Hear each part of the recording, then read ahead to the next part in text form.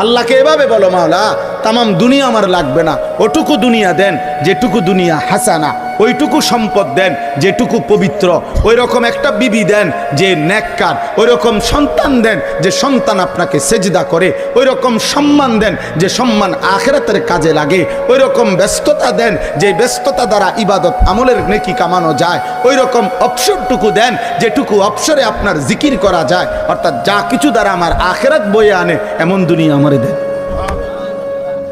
তামামটা লাগবে না মাওলা, পুরোটা দিয়ে কিনুন। ওয়াফিল আখিরাতি হাসানা, আখিরাতও যা উত্তম তাই দেন। তাহলে দুনিয়া বাদ দিতে বলছে না, আখিরাত ভুলতে নিষেধ করছে। আমরা তো এটাই বলতে চাই, দুনিয়া করো না ভাই, কোনো সমস্যা কি?